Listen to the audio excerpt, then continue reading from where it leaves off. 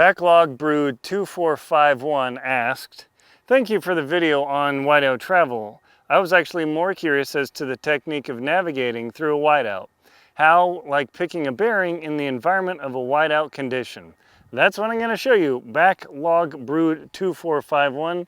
Thank you very much for the question. Just want to show you that there. And just by the way, if you've got a question, please post it in the comment below. I'll do my best to answer. So navigating in a whiteout is kind of tough. Right now, I can see everything. I can see trees. I can take a sighting. And what I've got right now is my compass mounted on a compass mount. It's a Delrin mount here. And this is a Sunto MCG3 Global. It's the old design, which is better than the new design, but that's a topic for another video. So what I do is I mount this compass to my chest like this, and that way I can constantly look at the compass. This is ultra light, so it's very easy to handle.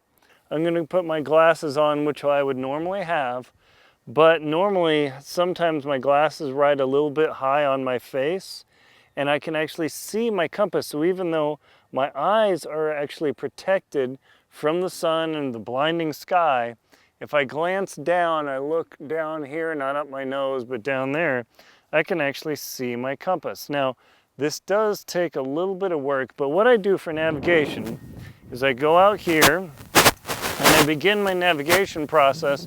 There's nothing to sight on because it's a total whiteout. There's nothing out here to see. It's complete snow.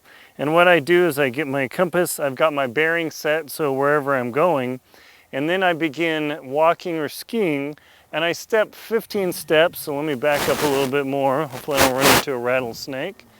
And you can hear why I don't film outside, because it's super loud. And I begin skiing 1, 2, 3, 4, 5, 6, 7, 8, 9, 10, 11, 12, 13, 14, 15. Now I don't stop when I'm doing this. I look down, I glance just a moment, and I see, ooh, I'm off 10 degrees to the left. So I course correct to the right and keep skiing 1, 2, 3, 4, 5, 6, 7, 8, 9, 10, 11, 12, 13, 14, 15. Ooh, I'm a little off to the right. Now I correct 10 degrees to the left. 1, 2, 3, 4, 5, 6, on and on. So the whole theory of navigating in a complete whiteout is there's nothing to see. That way I can completely rely on this.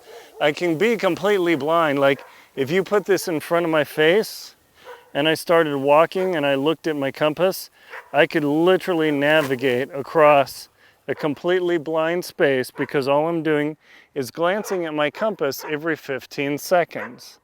So that is the literal trick. When you have nothing to sight on, no trees, navigation, nothing, in a snowy field, or maybe it's a complete whiteout in winter and you can't see what you're doing, the key is you begin skiing. And I used to count to 1 minute up to 60, but I found I started to lose navigation, especially when there wasn't as much breeze to lock on course. So I just do every 15 steps. March, march, march, march, glance, correct. March, march, march, march, glance, correct. March, march, march, march, glance, correct. And that works super well instead of big winging corrections where you, oh, okay, I'll just ski for 5 or 10 minutes and then correct. You do a lot of mistakes where you sweep back and forth like this.